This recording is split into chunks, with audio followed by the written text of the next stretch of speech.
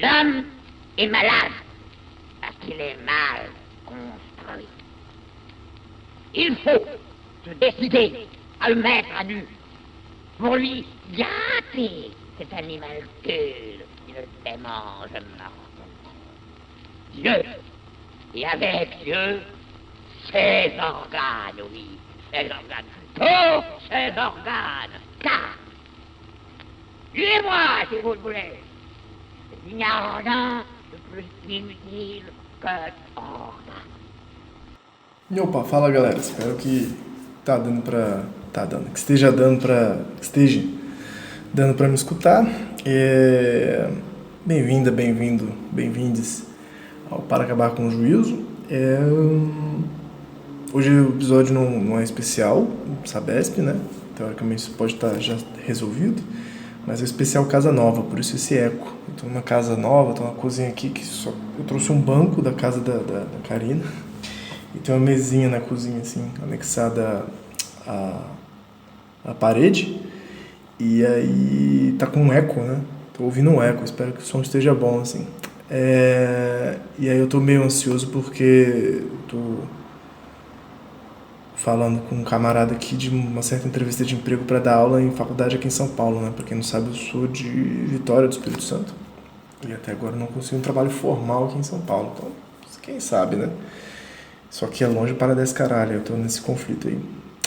Mas eu atendo, né? Então eu atendo remoto, nem presencial. Mas queria um trabalhinho aí, né? Uma CLTzinha, uma carteirinha assinada, né? Pra gente ficar feliz. Vamos ver, temos que avaliar isso aí. Eu tô um pouco ansioso, um pouco nervoso. Mas, contudo, todavia, entretanto, a gente continua aqui, né? Nessa doideira, uma coisa um pouco mais objetiva, um pouco mais séria, né? Que vida e problemas de trabalho. Que é o famoso antiético. Deixa eu botar o despertador aqui. Agora são 11h23, eu vou até 11h43 no meu celular. Não, isso mesmo, 11h43.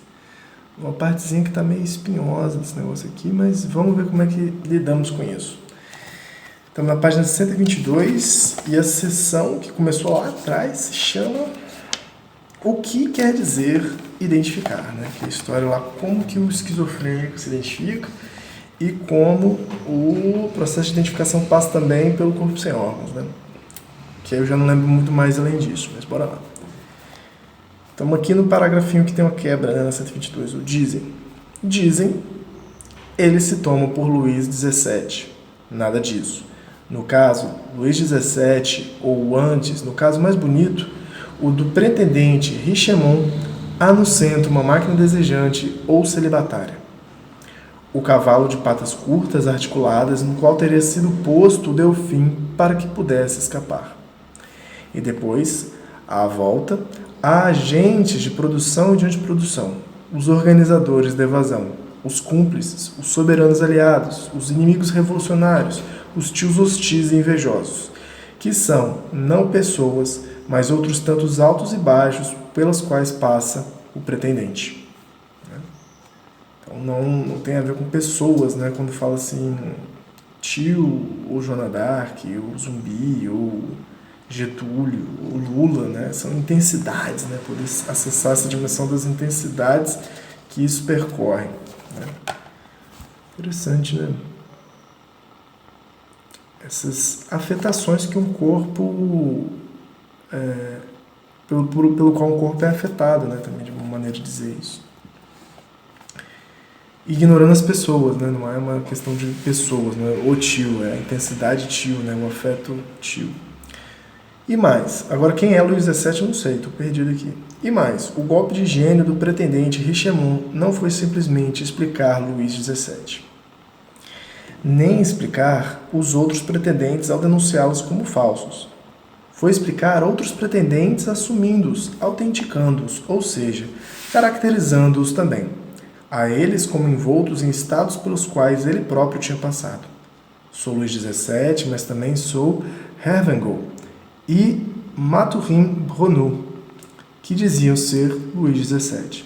E aí, graças a Deus, tem uma nota de rodapé aqui, né? 32, Maurice Garçon, Luís XVII, o Lafosse Ignim. Imagino que seja algo um escrito, né, provavelmente do Maurice Garçon, que viveu de 1889 a 1967, chamado Luís XVII, ou O Falso Enigma. Enigma? Enigma pode ser enigma, né? Estou sem computador aqui, procura aí o que é enigma, por favor. E aí, ainda bem, né? Ainda bem, é isso. Cadê a nota tradutor?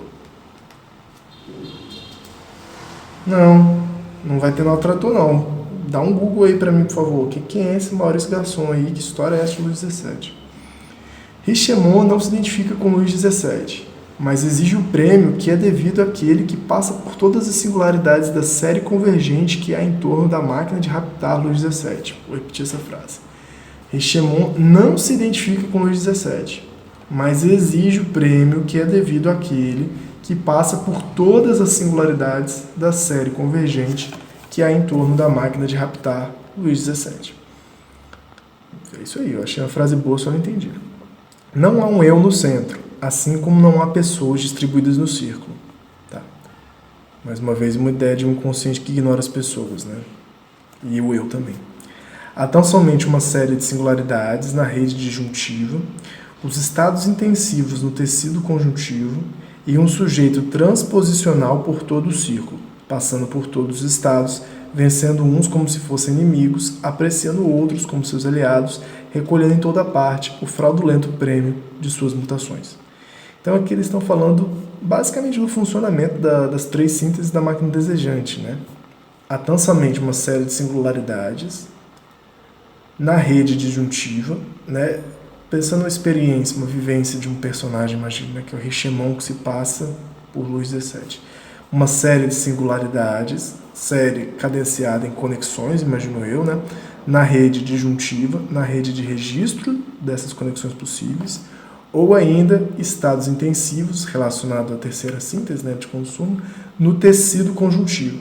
E aqui é interessante essa sacada, né? Um tecido é a síntese conjuntiva ou síntese de consumo, mas aqui eles colocam no tecido dessa síntese, né? Tecido conjuntivo, que faz um jogo com o tecido conjuntivo da fisiologia, né? Do sistema biológico. E um sujeito transposicional por todo o círculo. Lembrando a ideia exatamente da terceira síntese, que o sujeito está sempre ao lado, né? O sujeito ele é terceiro nessa relação das máquinas desejantes, é um resto, por todo o círculo, passando por todos os estados, vencendo uns como se fossem inimigos, apreciando outros como seus aliados, recolhendo em toda parte o fraudulento prêmio de suas mutações. Que é esse sujeito que resta, né? E aí às vezes é mais fácil se identificar com esse sujeito, mas eles estão falando que para além da identificação com o sujeito, há inúmeros outros tipos de identificação, muito mais agora relacionados às máquinas desejantes. Mas eu confesso que eu acho que esse é o parágrafo, seção mais abstrata que eu já vi desse livro do Deleuze e do Guattari, do Antiédipo. E também isso aqui me lembrou muito que no Mil Platôs 4, no Dever Intenso, Dever Animal, Dever Intenso, Dever Imperceptível, eles vão falar das esseidades, né, das afetações. Eles vão recorrer mais ao Spinoza para pensar essa dimensão de uma afetação sem sujeito, né? Afetações sem sujeitos. Objeto parcial, 2 pontos. Uma cicatriz local, aliás incerta, é uma prova melhor do que todas as lembranças de infância que faltam ao pretendente. Assim, a síntese conjuntiva pode exprimir-se. Então, sou eu o rei. Então, todo esse reino pertence a mim. Mas esse eu é somente o sujeito residual que percorre o círculo e resulta de suas oscilações. E aí fechamos. Lembrando também, né, então sou eu. C'est donc moi, né? C'est donc é então, que é a gramaticalidade, né, da terceira síntese. Então eles explicaram mais uma vez, né, o funcionamento da terceira síntese, mas de uma maneira muito difícil aqui, a meu ver, para falar de que maneira que um esquizofrênico, né, nós, cada um de nós, se identifica, né? E eu acho que isso é legal, assim, de pensar, por exemplo, também para um lado bem prático, político, contemporâneo, assim, que não é a pessoa do Bolsonaro, né, por exemplo, pensando no fascismo, né, para a gente analisar o fascismo, não é a pessoa do Bolsonaro com quem as pessoas se identificam, mas uma certa intensidade do Bolsonaro, né? Isso também acontece. O delírio também delira esse tipo de coisa, né? Vai para o lado paranoico, vai para o lado molar, assim, né? Então, é complicado, porque é quase como um eu residual, um sujeito residual, o Bolsonaro, que na verdade ele reúne um conjunto de intensidades que já fazem parte da história do Brasil há muito tempo, né? Da questão da colonialidade, da escravidão, da violência, do patriarcado, né? Então é bem interessante a gente poder ver ele como quase um fio condutor, assim, sacou? De algo que é muito mais intenso, assim, que ele só parece que catalisa tudo de uma maneira muito nefasta, assim, né? Mas é interessante talvez a gente pensar isso para sentir quais intensidades mais fascistizantes, quais intensidades de uma identificação dura nos nossos delírios estão aí rondando o tempo todo, né? E aí só precisa de um maluco para dar um grito, às vezes, que tudo se junta, tudo se aglomera. Eu tô com vontade, deixa eu fazer um negócio aqui rapidinho. Eu quero ver, não sei nem se tá dando pra ouvir direito, porque eu também tô com o celular um pouco mais distante. Mas eu vou ver rapidinho se eu consigo achar que livro é esse, eu fiquei curioso. Enquanto isso, vamos conversando, né? E aí, como é que vocês estão? Pode crer. Eu não tenho internet aqui em casa ainda, então rola aquele esquema de roteamento via celular, né, cara? Que livro é esse? Maurice Garçon. Não consigo passar sem pesquisar essas coisas, cara. Bom, Maurice Garçon é um autor. Vamos ver aqui. Maurice Garçon foi um novelista francês, historiador, ensaísta e advogado. Uma figura maior no bar. Ele ganhou uma certa notoriedade e foi inclusive mencionado com René Fleury na última frase de Jean-Pierre Melville no filme Bob Le Flambert. Doideira. E aí, eu só queria ver esse livro, né? Muito doido. Ele é de 68. Não tem, engraçado. Ah, tá aqui. Ele é de 52, na verdade. Deixa eu ver se eu consigo achar alguma coisa da sinopse desse filme. Desse livro, quer dizer.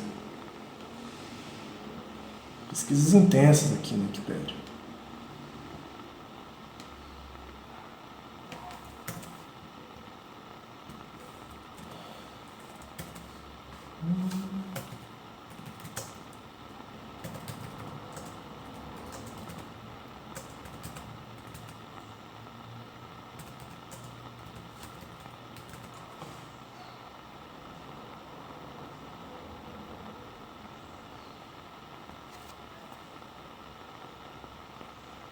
Achei aqui no Amazon, né, para variar. Cet ouvrage est une réédition numérique d'un livre paru désormais impossível no seu formato d'origine. E não dá para achar esse negócio no original não, mas não achei sinopse, nem o Amazon deu sinopse nesse negócio aqui.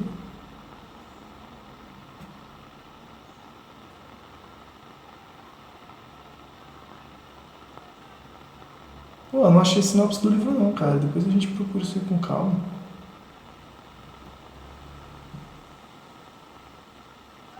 Mas parece que é um livro raro, hein? Quem tiver esse livro aí de bobeira.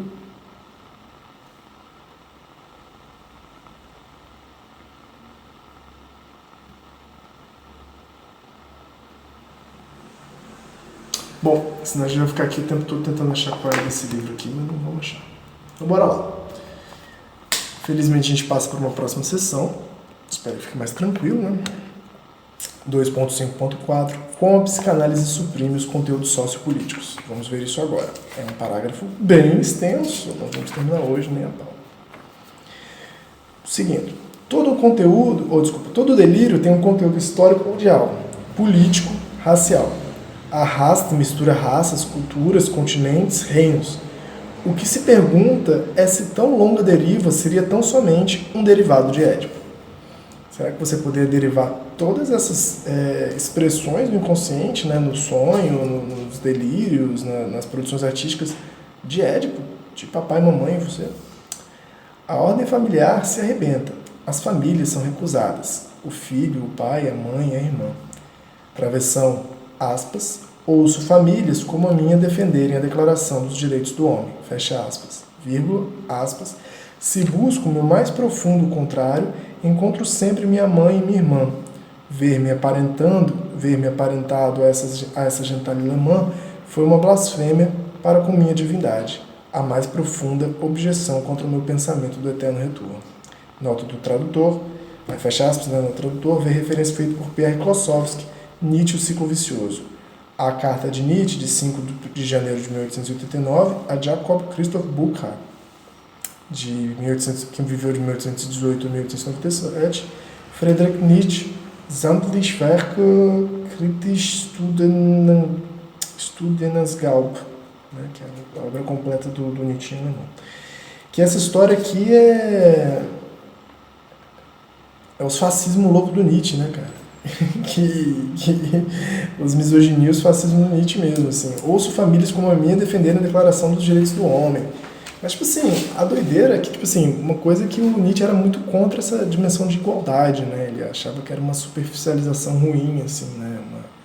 Uma pasteurização moderna de ver todos os homens como iguais. É muito decadente, né? Então ele fica muito puto que a família dele defende a Declaração dos Direitos do Homem, né? Isso no século XIX. Mas ao mesmo tempo a família dele era facho, né? A irmã dele era casada com nazistas, com nazistão lá, né? Muito doido isso. Proto-nazista, né? Em seguida tem aqui, né, outra frase dele que é mais misógina, que eu adoro essa frase aqui. Se busco meu mais profundo contrário, encontro sempre minha mãe e minha irmã. Ver-me aparentado a essa gentalha alemã foi uma blasfêmia para com minha divindade. Então eu imagino que ele já sentia esse orgulho germânico, né, na irmã e na mãe, mas é muito engraçado. E aí ele solta essa pérola, a mais profunda objeção contra o meu pensamento do eterno retorno. Isso é muito doido, né? Porque o cara pensa um puta amor ao destino, um eterno retorno, né? Tipo, tanto como cosmologia quanto sentido ético da existência, né? Será que você quer viver o que você viveu até agora? Repetidas e repetidas vezes eternamente, você pode afirmar essa vontade, né? Essa afirmação do seu destino. E isso é um embate ético fodido, assim, né? Tá lá lança na Gaia Ciência, né? Se não me engano é o aforismo 382, eu acho. E aí ele fala que o grande desafio para ele, para aceitar o eterno retorno, é a mãe e a irmã dele. Que, pô, não pensa outra existência com essas duas, que foda. É engraçado, né? Eu acho fodido essa frase. Trata-se de saber, aí continua o contexto do Guattari, trata-se de saber se o histórico político, racial e cultural pertence apenas a um conteúdo manifesto e depende formalmente de um trabalho de elaboração, ou se deve, ao contrário, ser seguido como o fio do conteúdo latente que a ordem das famílias nos oculta. Repito a frase porque ela é muito boa. Trata-se de saber se o histórico, político, racial e cultural pertence apenas a um conteúdo manifesto, né, um conteúdo que se expressa na discursividade, né, nos agenciamentos semióticos, e depende formalmente de um trabalho de elaboração, ou se deve, ao contrário, ser seguido como fio de conteúdo latente que a ordem das famílias nos oculta. Desculpa. Na verdade, eu confundi. O conteúdo manifesto aqui é isso que está aí, né? E o latente é o que estava para ser compreendido, né? Então, ou ele é um conteúdo manifesto e depende do nosso trabalho de elaboração, ou o contrário, ele é seguido, deve ser seguido como um fio de conteúdo latente que representa a ordem a ordem das famílias, né? E essa ordem das famílias nos oculta. Agora eu estou confuso se vai ser isso mesmo, mas vamos lá, hoje eu estou confuso mesmo. A ruptura com as famílias deve ser entendida como um tipo de, aspas, romance familiar, que, precisamente, ainda nos reconduziria às famílias e nos remeteria a um acontecimento, ou uma determinação estrutural interior à própria família. Isso é uma pergunta, desculpa. Tá difícil hoje. A ruptura com as famílias deve ser entendida como um tipo de romance familiar, que, precisamente, ainda nos reconduziria às famílias e nos remeteria a um acontecimento ou uma determinação estrutural interior à própria família? Ou não será isso o signo de que o problema deve ser estabelecido de modo totalmente distinto, porque ele se põe em outro lugar para o próprio esquizo, fora da família? Então, 2 parâmetros aí interessantes. Será que, entre aspas, os nomes da história são derivados do nome do pai e que as raças, as culturas, os continentes são substitutos de papai e mamãe? Dependências da genealogia de Piana? Pergunta, né? Será que a história tem o pai morto como significante? Pergunta também. Consideremos uma vez mais o delírio do presidente Schreber. É certo que ele utiliza as raças, a mobilização, a noção da história de uma maneira totalmente diferente da dos autores que invocamos anteriormente. Acontece que as memórias, o livro de Schreber, estão tomadas por uma teoria dos povos eleitos por Deus e dos perigos que corre o povo atualmente eleito, o alemão, ameaçado pelos judeus, pelos católicos, pelos eslavos. Aqui são os delírios do facho, né? Nas suas metamorfoses e passagens intensas, Schreber devém aluno dos jesuítas, burgomestre de uma cidade onde os alemães se batem contra os eslavos, a moça que defende a Alsácia contra os franceses. Por fim, atravessa o gradiente ou o limiar ariano para devir um príncipe mongol. O que significa esse devir aluno, burgomestre, moça, mongol? Não há delírio paranoico que não revolva tais massas históricas, geográficas e raciais. O erro seria concluir isso, por exemplo, que os fascistas são simples paranoicos. Aqui que é muito bom, né? Porra, aqui voltamos para a parte muito compreensível, não sei, né? O erro seria concluir disso, por exemplo, que os fascistas são simples paranoicos. Simples, né? Como se eles fossem, bota na conta do Bolsonaro a doença mental, né? Pô, esse cara é louco, esse cara é lunático, né? Não é, né? Seria muito simples. Isso seria um erro, precisamente porque no estado atual das coisas, seria reconduzir o conteúdo histórico e político do delírio a uma determinação familiar interna e pessoalista, né? Você está pessoalizando, você não usa o Bolsonaro de bode expiatório, não. Vamos fazer uma reparação e pensar essa história, por exemplo, do Brasil, né? Que, tipo, o crime horrendo que aconteceu e acontece com regularidade, né? Do Moisés, lá no Rio de Janeiro, tipo, cara, não é isso. Isso acontece antes, durante e depois do Bolsonaro também, sacou? Isso a gente tem que ver de frente, assim, as questões, principalmente, talvez, raciais e patriarcais, assim, do Brasil, como que elas estão juntas até. Esse é o despertador, mas como está numa onda muito boa aqui, a gente está terminando o parágrafo, vamos continuar aqui. E o que nos parece ainda mais perturbador é que todo esse enorme conteúdo desapareça completamente na análise feita por Freud, né, que o Freud vai analisar as memórias do Schreber. Nela não subsiste traço algum de tudo isso. Tudo é esmagado, moído, triangulado no Édipo. Tudo é apoiado no pai de maneira a revelar o mais cruelmente a insuficiência de uma psicanálise de piano. Beleza? Só lembrando aí, se você está chegando agora de gaiato, né, no primeiro capítulo, eles trabalharam muito Memórias de um Doente dos Nervos, né, o livro autobiográfico, Os Diários do Presidente Schreber, e é um texto analisado tanto por eles quanto pelo Freud, né? E eles analisam também o texto do Freud. Então, se você caiu de gaiato hoje, dá uma olhada lá na tabuzinha de conteúdos dos episódios do podcast, ou no livro mesmo, e dá uma olhada que a gente já conversou disso, tá bom? No mais é isso, um beijo. Você está ouvindo isso, me desejo sorte aí com relação aos vínculos empregatícios aí, vamos ver se rola. E a gente se vê semana que vem. Você já sabe, se você quiser participar disso aqui, se não tiver com eco que você não consiga compreender isso, você me manda uma mensagem. Meu nome é Ian, né? Ian Menezes Oliveira. Você pode me encontrar no Facebook, no Instagram, no Twitter, né? Ou no Anchor. E aí manda mensagem, vem aqui gravar um pouquinho com a gente. Juro que vai ser legal. Um forte abraço, um beijo e até a próxima.